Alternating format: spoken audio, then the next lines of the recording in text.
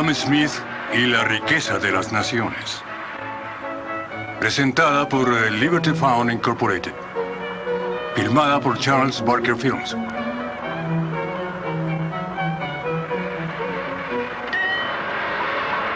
Si observamos las comodidades de que goza cualquier trabajador en una sociedad civilizada y próspera, nos daremos cuenta de que la cantidad de personas cuyo trabajo, por mínimo que sea, fue necesario para proporcionarle esas comodidades, supera todo cálculo.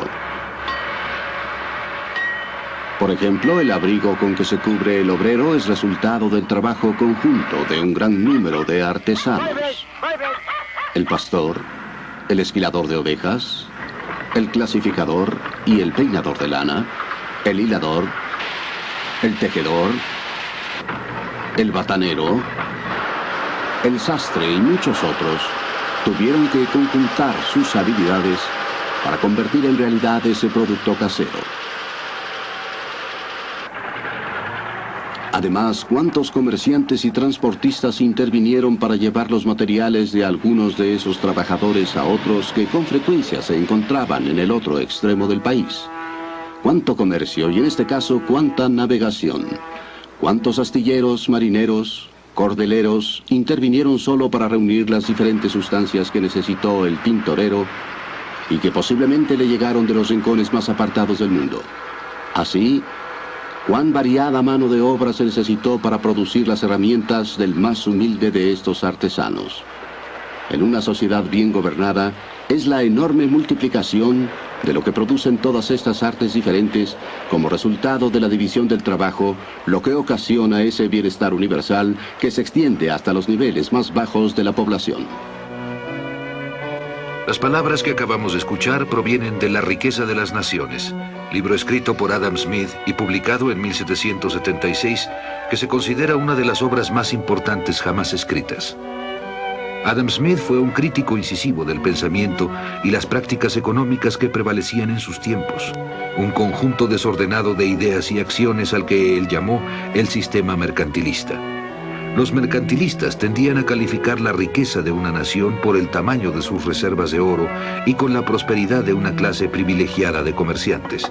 Smith afirmaba que la riqueza de una nación no debía medirse por su oro, sino por los bienes y servicios reales que ponía a disposición de toda su población y no solo de unos cuantos. Los mercantilistas proponían que la riqueza de una nación se lograba mediante el control gubernamental de todos los aspectos del comercio, tanto nacional como con el extranjero. Smith arguía que la riqueza de una nación se lograba liberando lo más posible a los individuos de tales controles, es decir, aplicando lo que él dio en llamar el sistema de libertad natural. Según Smith, bajo ese sistema, los individuos estarían en libertad de participar en esas dos grandes actividades promotoras de la riqueza, la división del trabajo y la acumulación de bienes o de capital, como lo llamamos hoy en día. Cuando un hombre cuenta con bienes suficientes para vivir durante meses o años, por naturaleza se esforzará por extraer un ingreso de la mayor parte de ellos, reservándose solo lo necesario para cubrir sus necesidades inmediatas, en tanto empiezan a llegarle los réditos esperados. Esa parte de la que espera recibir ingresos se llama su capital. La persona que invierte sus bienes para crear trabajo, por fuerza espera emplearlos de manera que le produzcan la mayor cantidad posible de lo que sea. En consecuencia, se esforzará por realizar la distribución más apropiada del trabajo entre sus obreros y en dotarlos con la mejor maquinaria que pueda inventar o comprar. Sin embargo, para Smith, todas estas actividades no eran un fin en sí mismas.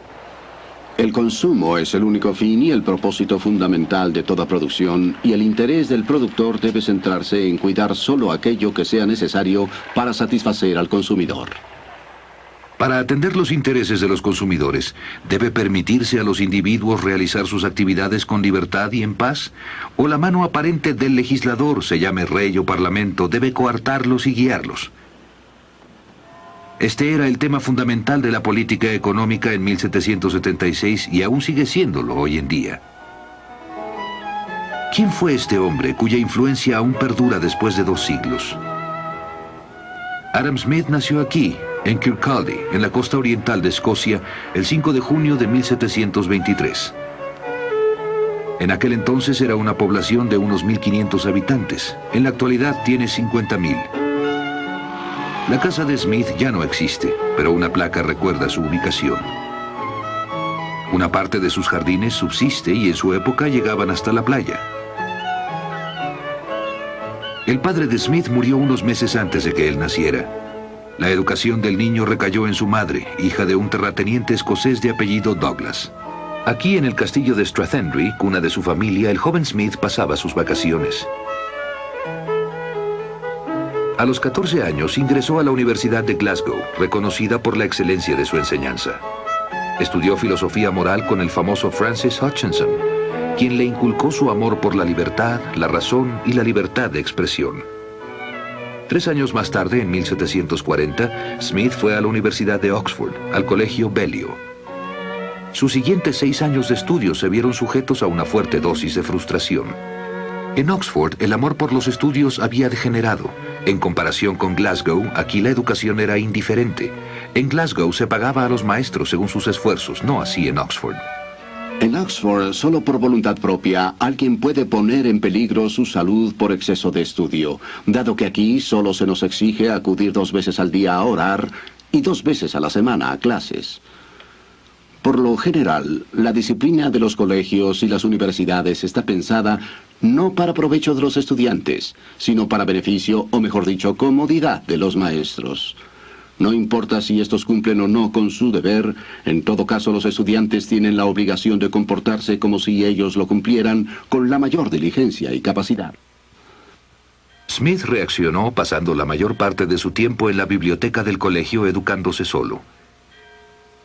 En cuanto obtuvo su título, Smith regresó con gran gusto a Kirkcaldy, donde prosiguió sus estudios en casa, alternándolos con largas caminatas de meditación por la playa. Empero, su originalidad y sus conocimientos pronto le fueron reconocidos, y por ello le fue conferida la Cátedra de Lógica en la Universidad de Glasgow. Un año más tarde pasó a ocupar la Cátedra de Filosofía Moral. A mediados del siglo XVIII, Glasgow era una ciudad floreciente con cerca de 25.000 habitantes. Su prosperidad se debía a su cuasi monopolio de la importación del tabaco proveniente de las colonias de América. En sus paseos por la ciudad, Smith se interesaba vivamente por su prosperidad general. Era un agudo observador de los negocios y de los negociantes. Uno de sus mejores amigos era el magnate tabacalero y naviero John Glassford. Pero no por ello Smith fue un defensor de los comerciantes. De hecho, Smith fue uno de sus críticos más severos. Estaba perfectamente consciente del interés de estos señores por obtener favores monopólicos por parte del gobierno. Toda propuesta de una nueva ley para reglamentar el comercio que provenga de este grupo debe recibirse con gran cautela y solo debe aprobarse tras largos y profundos análisis, poniendo en ello el cuidado más escrupuloso y desconfiado. Proviene de un grupo de personas cuyos intereses nunca son exactamente iguales a los del público. En muchos aspectos, la ventaja exclusiva que un monopolio ofrece a un grupo exclusivo de personas resulta perjudicial para los intereses del país. En las universidades escocesas de la época, economía política y filosofía moral se enseñaban conjuntamente. La obra que trajo fama inicialmente a Adam Smith fue sobre ética y no sobre economía, la teoría de los sentimientos morales. En ella, Smith argumentaba que al hombre no solo lo motiva el egoísmo, sino también algo que parece ser lo opuesto, un sentimiento en favor de los demás que Smith definió como simpatía. Por mucho que se pretenda calificar de egoísta al hombre, es evidente que en su naturaleza existen ciertos principios que lo llevan a preocuparse por los demás y que hacen que el bienestar ajeno le sea necesario, aunque lo único que obtenga de ello solo sea el gusto de observarlo. La psicología de Smith consideraba que el hombre estaba sujeto a la interacción entre 2 tendencias complejas y complementarias, egoísmo y generosidad. El libro surgió de sus clases en la universidad y fue sumamente bien recibido. Uno de sus alumnos, James Boswell, comentó: Los sentimientos del señor Smith son notablemente profundos y bellos. Su carácter es en verdad amable. Nada tiene de esa rigidez y pedantería que con suma frecuencia exhiben los catedráticos. En 1763, Smith, que estaba por cumplir 40 años, fue contratado por el ilustre Charles Townshend, quien admiraba profundamente la teoría de los sentimientos morales, como tutor de su hijastro Henry, tercer duque de Buccleuch. Ambos deberían pasar 3 años recorriendo toda Europa. Smith recibiría 300 libras anuales más sus gastos y además 300 libras de renta anual para el resto de su vida. Smith se benefició muchísimo con este largo viaje, en especial por sus relaciones con los economistas franceses. Finalmente, el joven duque y Smith llegaron a Toulouse, donde permanecieron 1 año y medio.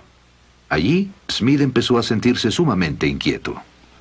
La vida que llevaba en Glasgow ahora me parece agradable y disipada en comparación con la que llevo aquí.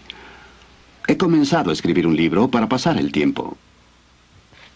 Este libro iba a ser La riqueza de las naciones, cuya gestación duraría 13 años.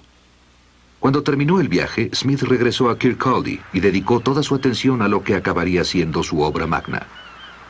Mi trabajo aquí es el estudio. Mis pasatiempos son largas y solitarias caminatas por la playa. Sin embargo, me siento en extremo feliz, tranquilo y satisfecho. Quizá nunca lo haya estado tanto en toda mi vida. Pero habrían de transcurrir otros 12 años antes de que el libro estuviese listo para imprimirse. Durante todos esos años de trabajo, Smith no descuidó su amplio círculo de amigos. Se reunía con David Hume y se escribía con Benjamin Franklin. Smith formó parte del círculo del Dr. Johnson, junto con Boswell, que fuera su alumno, Garrick el actor, Goldsmith el dramaturgo, el estadista Edmund Burke, el pintor Sir Joshua Reynolds y Robert Adam el arquitecto. Sus amigos lo instaban constantemente a que terminara su libro. Por fin, el 9 de marzo de 1776, el libro salió de las prensas y de inmediato fue aclamado, lo mismo en Gran Bretaña que en el resto de Europa. En los Estados Unidos de Norteamérica, la riqueza de las naciones fue estudiada con todo cuidado por líderes políticos, por John Adams, primer vicepresidente y segundo presidente del país. Las ideas meditadas durante 25 años habían cristalizado. Las primeras frases con que inicia La riqueza de las naciones ofrecen una magnífica relación de las consecuencias debidas a la especialización de la producción. El mayor avance de los poderes productivos de la mano de obra, así como gran parte de la capacidad, destreza y buen juicio con las cuales se dirige o aplica, parece ser los efectos de la división del trabajo. En la sociedad mercantil en su conjunto, los efectos de la división del trabajo podrán comprenderse mejor si se examina la forma en que funciona en ciertas industrias en particular. Analicemos como ejemplo algo tan simple como las actividades de un fabricante de clavos. Dada la forma en que actualmente se maneja este negocio, no solo todo el trabajo es una actividad singular, sino que se le ha dividido en toda una serie de operaciones, de las cuales muchas son a su vez actividades singulares. Un primer obrero estira el alambre, otro lo endereza, un tercero lo corta, un cuarto le hace la punta, un quinto lima el extremo donde irá la cabeza. Si armarlos es una actividad singular, pulirlos no lo es menos. Y de esta manera, la parte medular de la fabricación de clavos se divide en unas 18 operaciones distintas. Esta división del trabajo no tuvo su origen en la genialidad de algún ser humano que previó y se propuso alcanzar el bienestar general al que se da lugar. Es la consecuencia necesaria, si bien muy lenta y gradual, de cierta inclinación de la naturaleza humana que no pretende tales beneficios. La propensión a trocar, permutar e intercambiar una cosa por otra.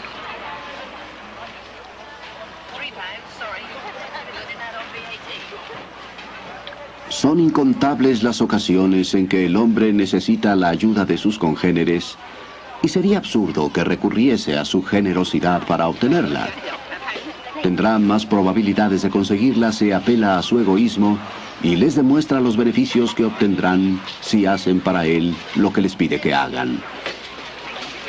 Quien propone a otro un negocio de cualquier clase, le está ofreciendo hacer esto mismo. Dame aquello que quiero y tú tendrás aquello que deseas. Es el significado de cualquier oferta de este tipo. No podemos esperar nuestros alimentos de la generosidad del carnicero, por supuesto, del cervecero o del panadero. sino más bien de la satisfacción de sus respectivos intereses. Cuando acudimos a ellos, no apelamos a su altruismo, sino a su egoísmo, y nunca les hablamos de nuestras necesidades, sino más bien de sus beneficios.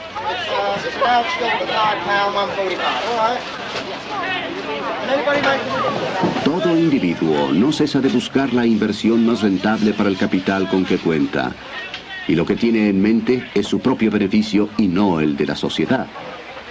Pero en esto, como en muchas otras cosas, una mano invisible le conduce hacia un fin que no forma parte de sus propósitos personales.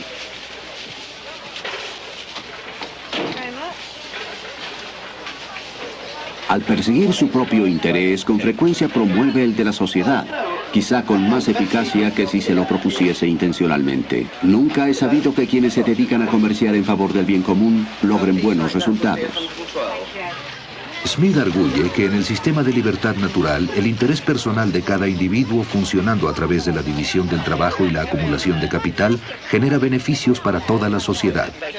También argumenta que el libre mercado es, de hecho, un mecanismo ingenioso que se regula a sí mismo mediante las acciones recíprocas de la oferta y la demanda. Cuando el precio de cualquier mercancía no es inferior ni superior a lo suficiente para pagar la renta de la tierra, los salarios de los trabajadores y las utilidades del capital invertido para obtenerla, prepararla y llevarla al mercado, de acuerdo con sus tasas naturales, dicha mercancía se venderá a lo que podría llamarse su precio natural, o por lo que realmente le cuesta a la persona que la lleva al mercado. You'll have no trouble. You'll sell them easy enough. These plums are terrific value now compared to other food.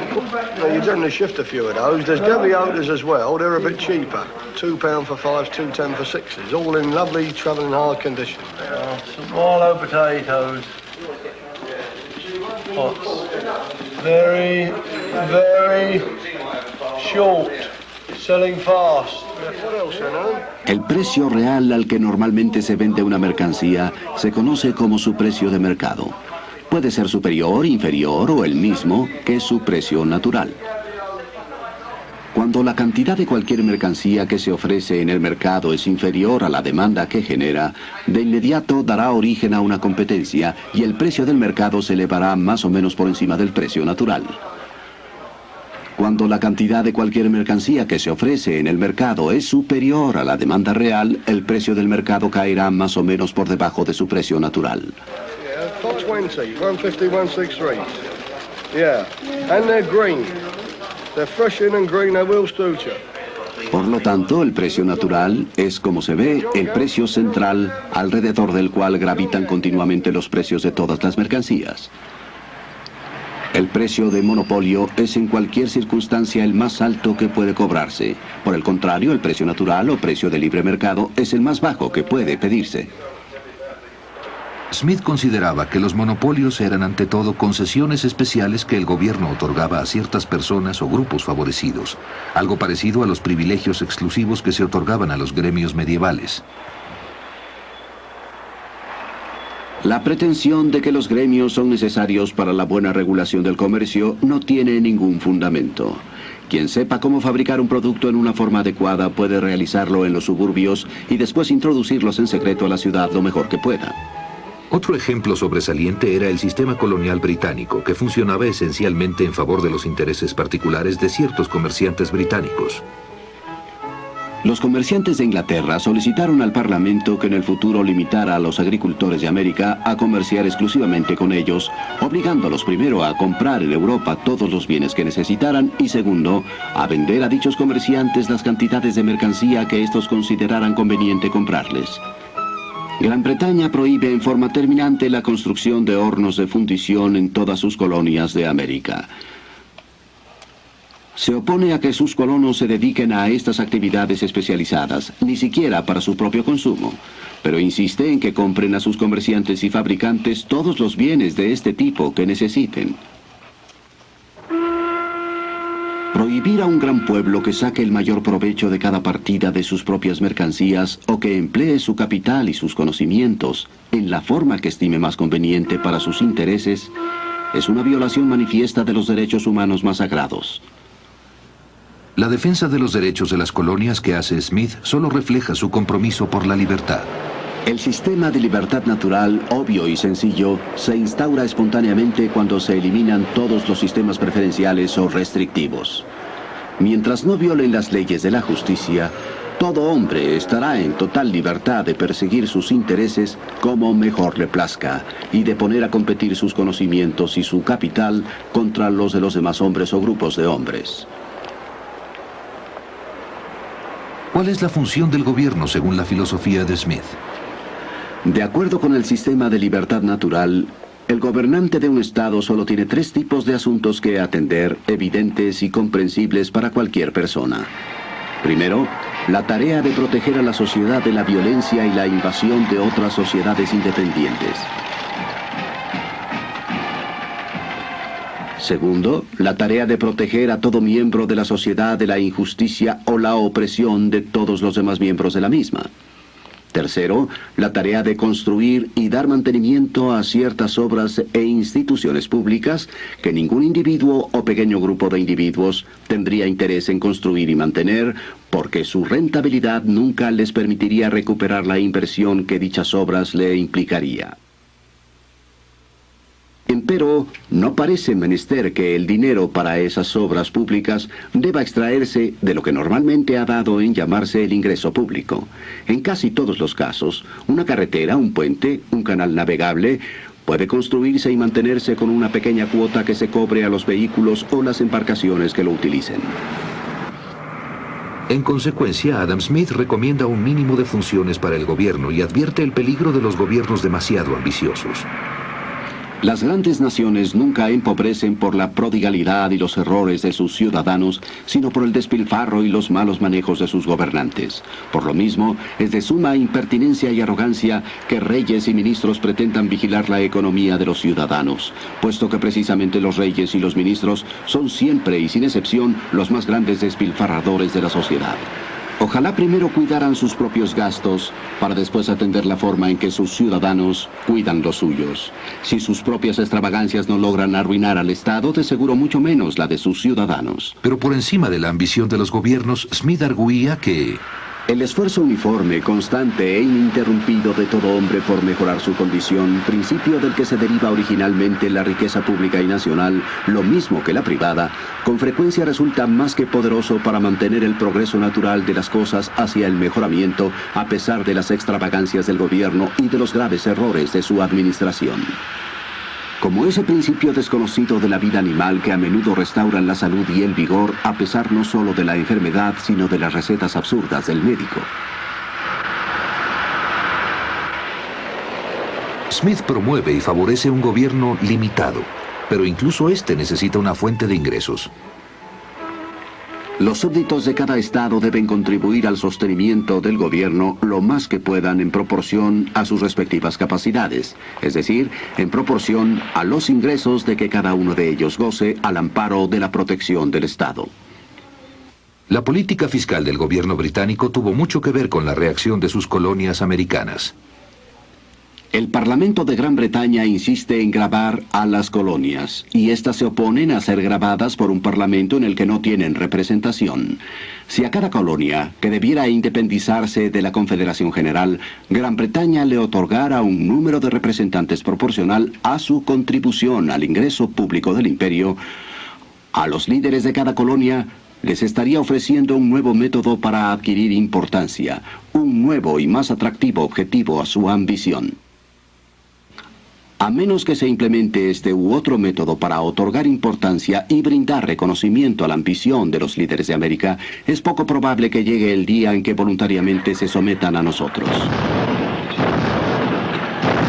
Y hemos de pensar que la sangre que haya de derramarse para forzarlos a ello va a ser de individuos que ya no son leales, o de quienes deseamos que lleguen a sernos leales.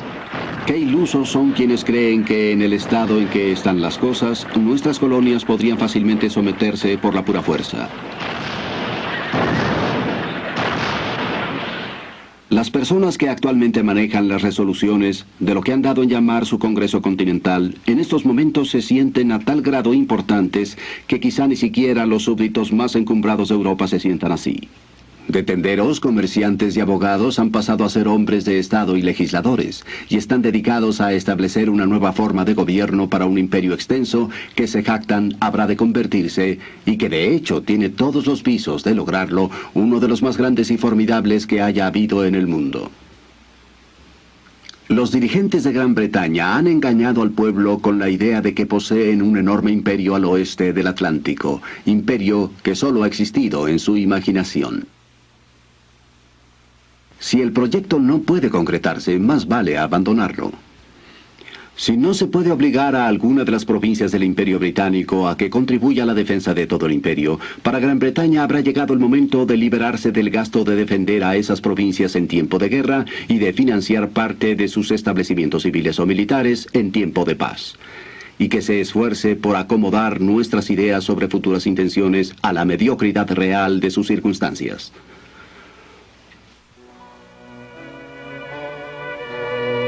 Adam Smith vivió sus últimos días en Edinburgh, en esta casa. En el verano de 1790 su salud decayó, y un domingo por la tarde se dio cuenta de que ya no podía seguir sentado con sus viejos amigos como siempre. Al retirarse a la cama se despidió de ellos con estas palabras. Caballeros, creo que debemos aplazar esta reunión para otro lugar. Unos días más tarde, el 17 de julio, falleció. El mayor monumento conmemorativo de Adam Smith está en sus libros. Los temas relevantes sobre los que escribió en 1776 siguen siendo importantes e igualmente acuciantes para el mundo de hoy. El hombre orientado a los sistemas parece imaginar que puede acomodar a los diferentes miembros de una gran sociedad con la misma facilidad con la que una mano coloca las distintas piezas sobre el tablero de ajedrez. No toma en cuenta que las piezas no tienen otro principio de movimiento que el que la mano ejerce sobre ellas. Pero en el gran tablero de ajedrez de la sociedad humana, cada una de las piezas posee un principio de movimiento propio que en nada se parece al que el legislador quiere ejercer sobre ellas. El esfuerzo natural de cada individuo por mejorar su condición cuando se le permite actuar con libertad y seguridad es un principio tan poderoso que por sí solo y sin ninguna ayuda podría lograr la riqueza y la prosperidad de la sociedad y hasta vencer los cientos de obstáculos impertinentes con que la locura de las leyes humanas con tanta frecuencia trata de obstaculizar su realización.